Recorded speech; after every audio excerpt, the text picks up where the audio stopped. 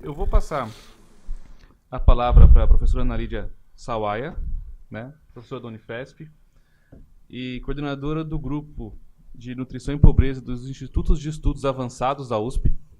Bem, já dispensa explicações, né? E também fundadora do CREM, Centro de Referência de Nutrição, né? Recuperação e Nutrição. Então, passo a palavra para a professora Ana Lídia.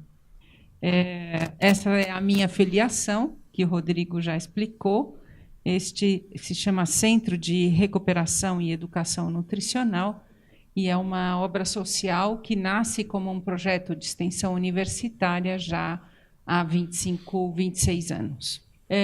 A justiça, como conceito na tradição da cultura ocidental, foi super aprofundada, e é o primeiro lugar onde ela é bem aprofundada, na Roma antiga. Este é um romano que dá o seguinte conceito genérico que depois pauta toda a tradição ocidental. Justiça significa dar a cada um o que é seu. Agora tem toda a questão, o que é seu?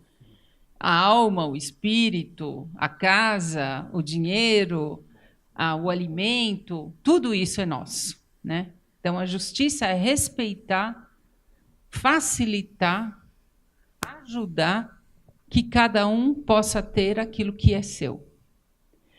É impossível garantir os cuidados na primeira infância sem considerar o ser humano na sua integralidade biopsicossocial e espiritual, porque tudo isto é uma questão de definição do ser humano e, portanto, é uma questão de direito.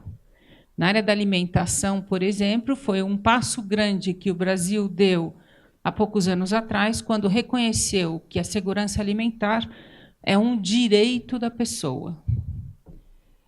O que está acontecendo no Brasil e por que é tão importante a gente aprofundar esta problemática? O Brasil, às vezes, ele fica em terceiro lugar, às vezes em quarto lugar, às vezes no segundo lugar, nas últimas décadas, como o país de maior desigualdade social do mundo. Tá? Então, o Brasil tem Suíça, com todos aqueles trilhões de dólares, e tem também realidades que parecem os países mais pobres do mundo, como o Haiti, etc. Convivendo, essa é a foto de uma favela perto da Unifesp, do Hospital São Paulo. O que continua acontecendo, esses são dados de 2010, nunca temos dados muito bons no Brasil, porque as pesquisas não são feitas acuradamente e sistematicamente. Os últimos dados em nível nacional que eu me refiro aqui é que existem 12 milhões de pessoas vivendo em favelas no Brasil. A pobreza hoje está concentrada nos centros urbanos e nas comunidades subnormais, ou, como a gente chama, favelas.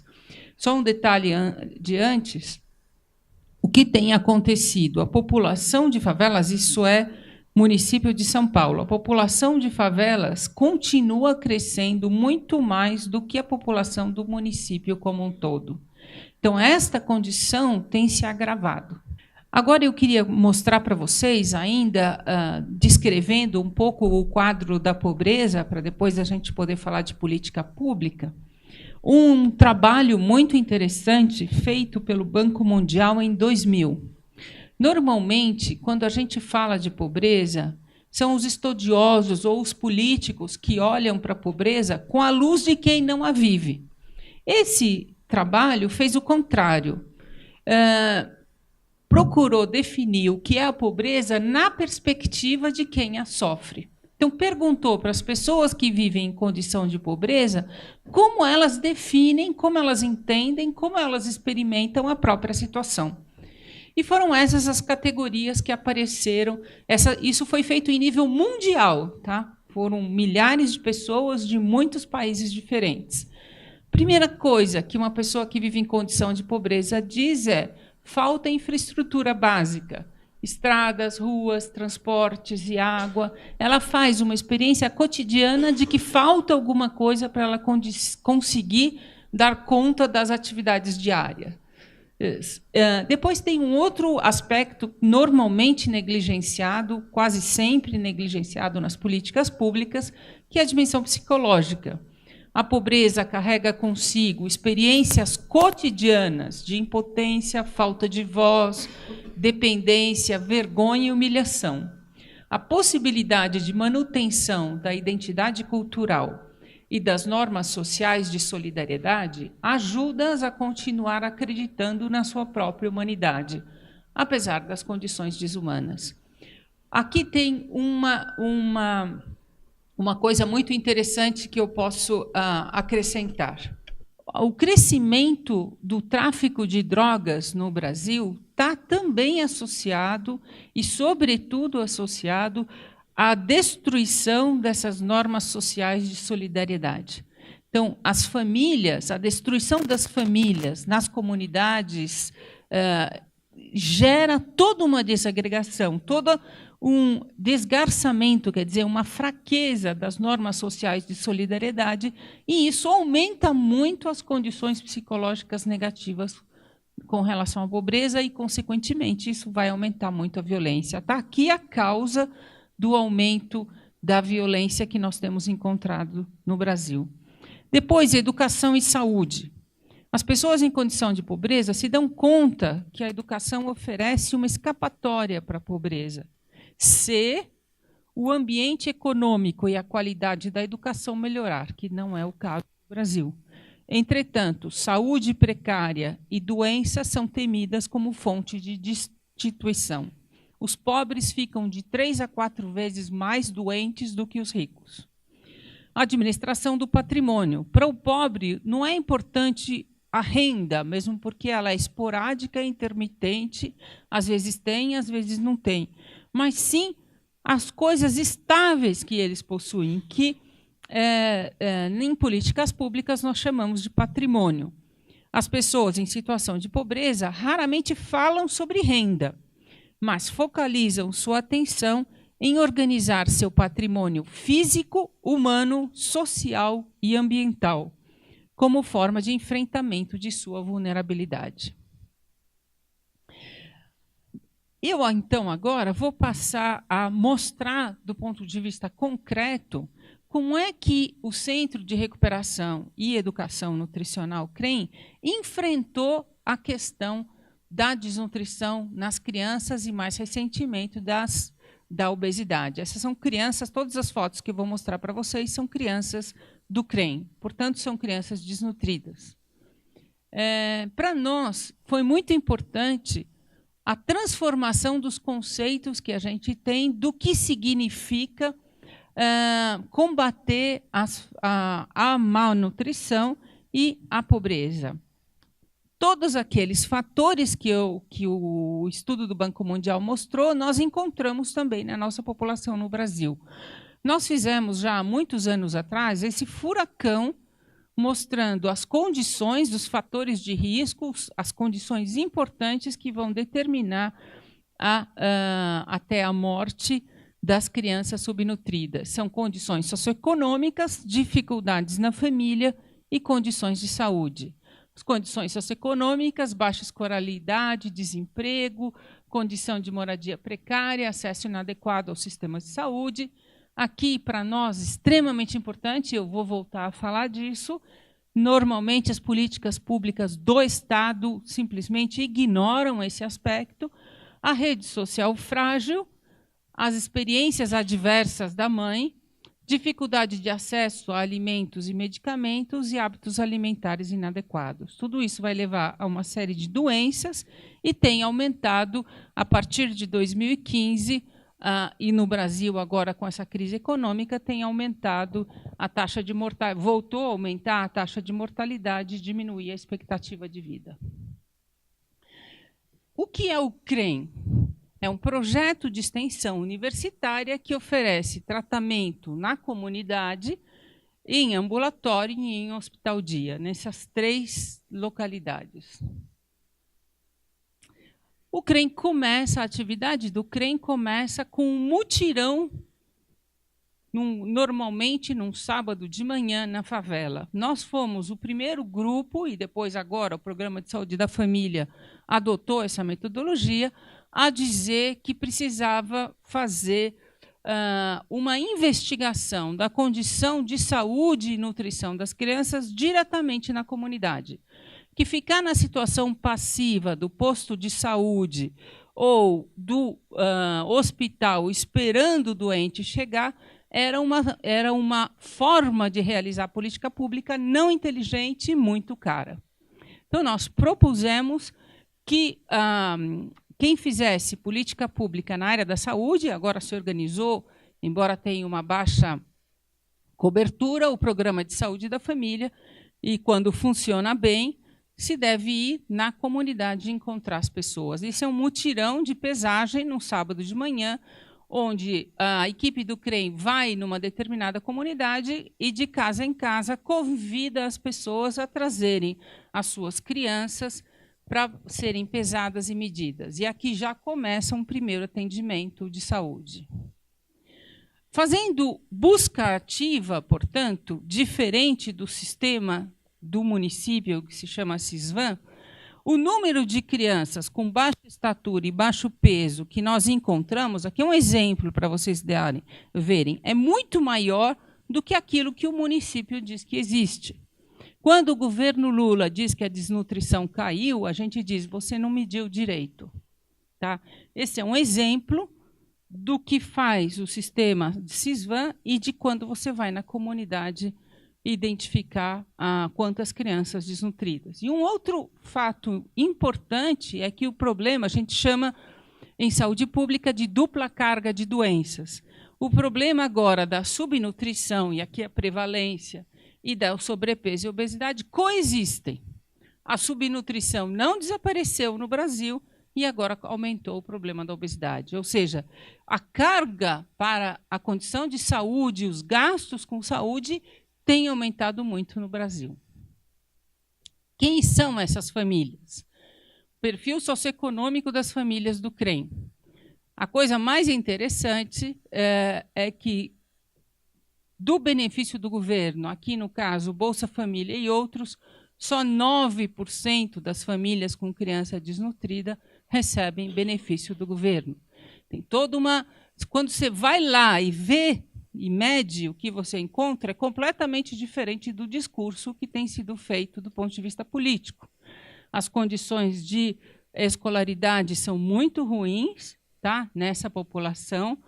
A família, a gente nem chama mais de marido, mas de companheiro, porque as relações são precárias e de de troca, de turnover. Só famílias monoparentais, ou a presença de pelo menos um companheiro, às vezes o companheiro é fator de risco e não fator de proteção para a criança, é só 66%. A renda, vocês veem, mais de 70% tem menos que um salário mínimo, tá, ou até um salário mínimo. Aqui tem uma outra informação, duas informações importantes para nós. 22% dessas famílias têm problema com álcool e droga. Quando a gente diz problema com álcool e droga, a gente está dizendo gente que não consegue trabalhar, que não consegue viver, não está dizendo um problema leve, mas um problema que traz transtornos importantes à família. E 36%, quase 40% dessas famílias têm um membro preso. Qual é, então, esse é o quadro do nosso trabalho, e onde nós começamos a intervir e a estabelecer uma política pública que desse conta, à luz da nossa experiência de igreja, que desse conta seguindo a doutrina social da igreja. Então, a gente estabeleceu, fazendo um trabalho com muitos atores em nível nacional e em nível internacional, 5 princípios, de acordo com as orientações da doutrina social da igreja, que nortearam até hoje o nosso trabalho. O primeiro de todos é a centralidade da pessoa. Para vocês entenderem rapidamente esse conceito, por favor, me ajudem se eu estou indo rápido ou se eu estou indo devagar. Tudo bem? Para vocês terem uma ideia do conceito, da importância do conceito de centralidade da pessoa, Quando eu falo em Bolsa Família, eu estou falando em dar dinheiro. Quando eu falo em Minha Casa Minha Vida, eu estou falando em dar casa. Quando eu falo em qualquer outro programa que vocês possam, que a gente vai, eu estou focalizando uma coisa que a pessoa não tem e estou dando uma coisa que a pessoa precisa, dinheiro, ou casa, ou etc. Isso não é uma política que olha a centralidade da pessoa. Isso é uma política centralizada num problema, ou numa estrutura, ou num instrumento, mas não na pessoa. Tá? Ninguém está fazendo política pública no Brasil com uma abordagem familiar, por exemplo. Eu não tenho muito tempo para contar para vocês, mas traz um monte de problemas. Por exemplo, desde o Singapura, vamos falar, para dar um exemplo, desde o Singapura, não sei quem de vocês tem familiaridade com essa política pública, o que acontece é o governo faz o Singapura, dá a casa, o apartamento para as famílias mais vulneráveis. O que faz as famílias mais vulneráveis? Vendem. Não está centralizado, não foi ver qual era a necessidade, por que não dava para morar naquela casa. A focalização do programa de política pública no Brasil é sempre no problema e nunca na pessoa, e muito menos na família. Não se pode falar em justiça social, portanto, sem uma abordagem familiar. E eu preciso, para ter um maior impacto na política pública, cuidar da primeira infância, porque é a partir do começo da vida que eu gero um impacto maior por todo o ciclo de vida. Ter impacto positivo em toda a vida do indivíduo e de seus filhos. Diminui, isso também está medido, em mais de 10 vezes o gasto com saúde e com o tratamento de doenças na vida adulta. Se eu tivesse uma abordagem familiar focalizada na primeira infância, o gasto com saúde no Brasil cairia em 10 vezes. É necessário também uma abordagem interdisciplinar. É preciso de vários olhares para aquela família, para aquele contexto. O grande risco presente em quem realiza ações de intervenção junto às famílias que vivem na pobreza é sempre o de intervir de forma mais ou menos impositiva e relativamente assistencialista. Uma das formas mais eficientes para se combater essa forma de assistencialismo é ter uma abordagem interdisciplinar. Isso aqui traz uma série de problemas. As políticas do Brasil têm um pouco caminhado nisso, mas o médico não conversa com o nutricionista, o assistente social não conversa com o médico, e o psicólogo ainda mais distante, etc. O enfermeiro nem se fala. Então, todas as políticas são setorializadas, as secretarias são setorializadas, muitas vezes com programas paralelos, sem uma abordagem interdisciplinar. Além disso, um outro princípio fundamental, partindo da doutrina social da Igreja, é partir da avaliação e conhecimento detalhados da comunidade. As políticas no Brasil são feitas na mesa, no escritório dos funcionários da secretaria. E chega lá e são despejadas aquelas políticas. Não há, no financiamento das políticas públicas, a inclusão de uma avaliação e conhecimento detalhados na comunidade. Uma política que está fracassando e que faltou isso são aquelas UPS, né, do Rio de Janeiro. Que a polícia vai, mas não estabelece, não conhece a realidade, não estabelece um vínculo de confiança centralizado nas pessoas. Vocês estão entendendo? Ótimo. E o que significa estabelecer um conhecimento da comunidade aprofundado? Deve-se conhecer as famílias e a comunidade na sua integralidade. Quais são os anseios daquelas pessoas, daquelas famílias, daquela comunidade, os desejos, as necessidades, os valores e a cultura, o que já foi desenvolvido de estratégias de sobrevivência, condições de moradia e geração de renda. Eu parto, portanto, de uma visão positiva daquilo que a comunidade já fez, já está conseguindo. Se eles estão vivos, é porque eles têm uma estratégia de sobrevivência. Eles, de alguma forma, conseguiram sobreviver. Eu preciso, como gestor de uma política pública, ouvir, conhecer e reforçar, e não impor. Pode. Portanto, o planejamento de uma política pública, como a gente faz no CREM, segue 4 ações que garantem um sucesso em longo prazo. Fazer juntos e partir do que já existe de positivo na família e na comunidade, valorizar a liberdade e a criatividade das pessoas, incrementar e reforçar os corpos sociais presentes na comunidade, que a doutrina social da Igreja vai chamar de corpos intermediários, e atuar em parcerias, construindo redes. Vou falar mais um pouquinho sobre cada um deles. O método fazer juntos e partir do que já existe de positivo. A intervenção deve procurar valorizar, fortalecer e subsidiar as estratégias que as famílias têm construído para sobreviver. O tecido social e o conjunto de experiências que constituem, de novo a palavra fundamental para nós, o patrimônio de vida. Eu me coloco a serviço e não de cima para baixo. Esses fatores influenciam diretamente o sucesso em longo prazo e a efetividade da intervenção. Porque quando a política não é feita dessa forma, e é feita a partir, por exemplo, vou dar de novo o exemplo do Bolsa Família. Eu dou o dinheiro, ninguém está conseguindo tirar a dependência da família. O que fez o Bolsa Família? Aumentou a dependência do Estado. Não gerou responsabilidade, não fortaleceu, não subsidiou as estratégias que as famílias têm construído. Ao contrário, muita gente que a gente tem contato no Nordeste tem dito que os trabalhadores rurais têm deixado de trabalhar para garantir o recebimento do Bolsa Família.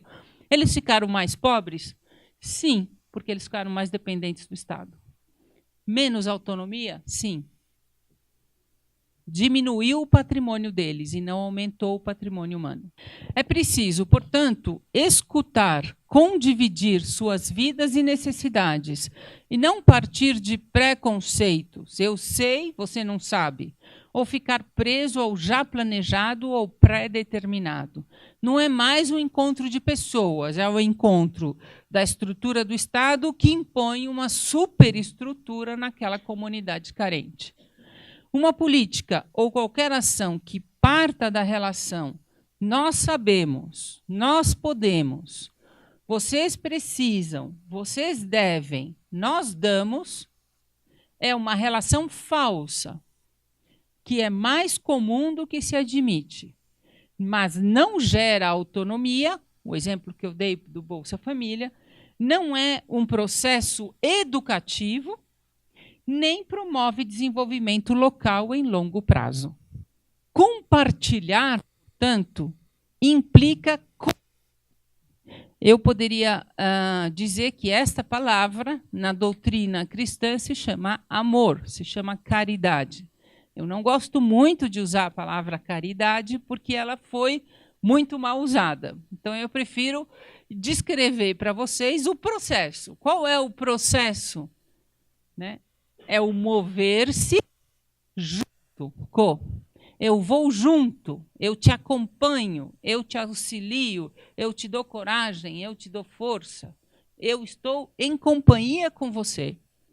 Compartilhar implica, portanto, comover-se pelo destino das pessoas atendidas, acompanhá-las em sua busca para se tornarem sujeitos verdadeiros e ativos da sua história e do cuidado de seus filhos. O Estado não deve se colocar como provedor dos cuidados na primeira infância ou substituir a família, mas como subsidiário, a doutrina da subsidiariedade da Igreja, e catalisador da mudança no âmbito familiar. O foco fundamental, portanto, deve ser a família como motor de um processo de desenvolvimento. Quem se aproxima um pouco de política pública vai poder perceber que eu estou a quilômetros de distância do que está sendo feito no Brasil.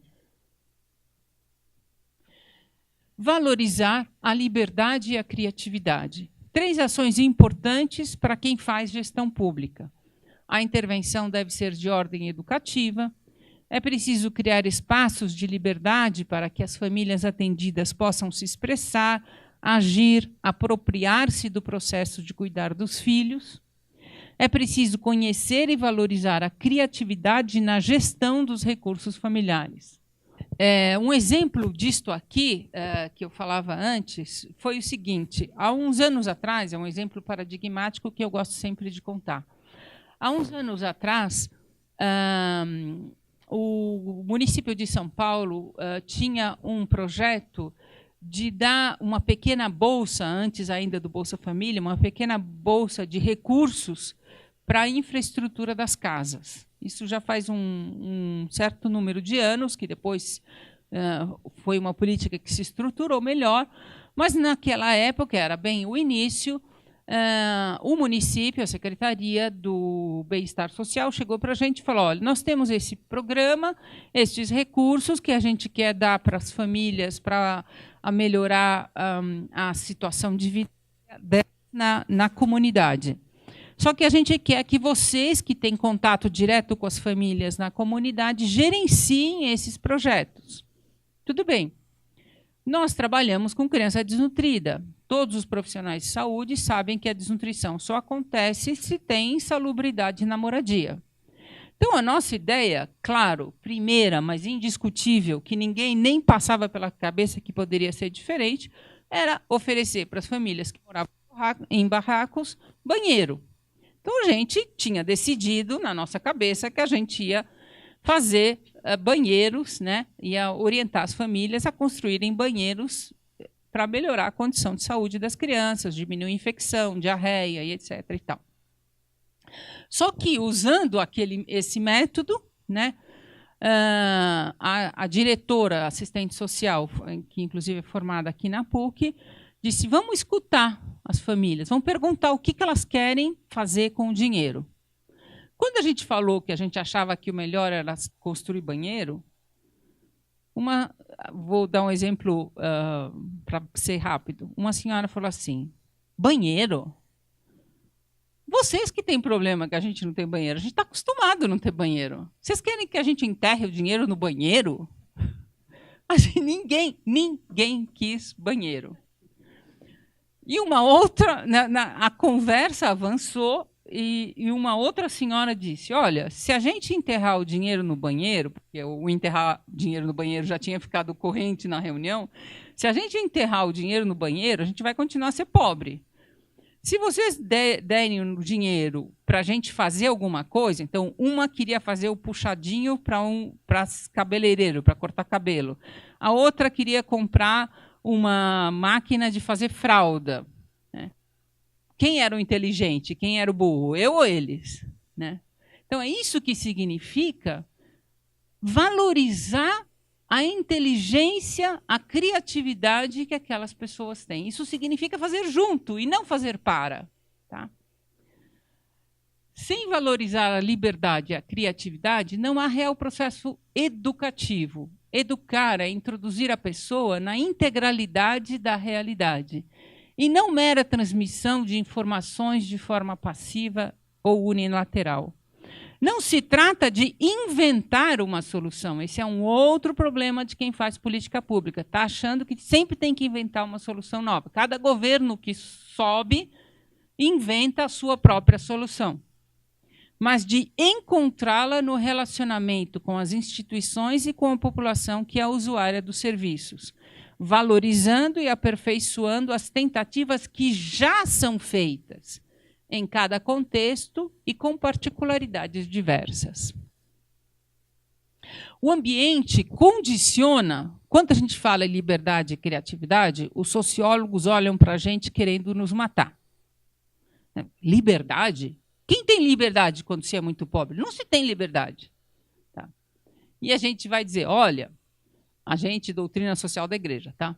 O ambiente condiciona, sim, o ser humano, modificando as suas capacidades de escolha, seu modo de ver e agir, mas a capacidade de responder à agressão do ambiente de forma positiva e livre é sempre preservada, até num campo de concentração. A presença dessas respostas positivas mostra que há algo mais no ser humano, além das condições ambientais, que precisa ser olhado, considerado e valorizado. A gente pode dizer a presença do espírito, tá? A força do espírito, e não apenas as condições ambientais. E que qualquer intervenção que queira ter impacto duradouro em uma determinada realidade deve partir disso. Terceiro passo de método, favorecer e reforçar, agora estou acabando, favorecer e reforçar o desenvolvimento de corpos sociais presentes na comunidade. Quando eu sei, e isso tem sido aplicado em políticas públicas no Brasil e fora do Brasil, quando eu sei que eu fiz uma política pública que gerou desenvolvimento e diminuiu a pobreza, quando o número de associações naquela comunidade cresce. Então, a população se organiza sem precisar de mim. Um plano de desenvolvimento social de uma determinada localidade deve ter como fatores da intervenção educação, família, trabalho, geração de trabalho. O apoio aos corpos sociais, ou seja, às organizações locais, compreendendo que são esses os reais atores do desenvolvimento e os promotores de saúde. A realização de projetos de desenvolvimento deve, portanto, favorecer as possibilidades de agregação, reconhecer e valorizar o tecido social rico de participação e de corresponsabilidade. É exatamente o contrário da filosofia do Bolsa Família. É preciso valorizar e preservar a cultura da responsabilidade. E quarto e último, atuar em parcerias construindo redes. Nos projetos de desenvolvimento é fundamental estabelecer uma intervenção integrada, falei isso um monte de vezes já, entre as diferentes secretarias do Estado, assim como entre entidades estatais e privadas. Esse é o processo que a gente vem desenvolvendo no CREM já há 25 anos. Juntar a Secretaria da Educação com a Secretaria da Saúde, nós temos convênio com a Secretaria da Educação, com a Secretaria da Saúde, com o Ministério do Desenvolvimento Social e Combate à Fome, numa estrutura que não é absolutamente apenas estatal, mas é uma relação com entidades estatais e privadas, para colocar em ação quantidades de recursos materiais e humanos que sejam significativos, favorecendo sinergias e construindo as redes. É bem conhecido que um dos fatores principais de fracassos de políticas públicas é a não preocupação em construir rede. As vantagens da parceria estatal-privada, como tem o CREM, o PT, infelizmente, detonou quanto pôde as ONGs em São Paulo, tá? Estrangulando, entendendo que era o Estado que tinha que fazer, e não favorecer a estrutura estatal privada. Nós entendemos no CREM que isso está errado. O Estado brasileiro, quem não presta atenção no Lava Jato não vai perceber isso, mas o Estado brasileiro não deve ser substituto e não deve ser gigante. O Estado brasileiro, seguindo a doutrina de subsidiariedade da Igreja, deve apenas subsidiar, favorecer, valorizar.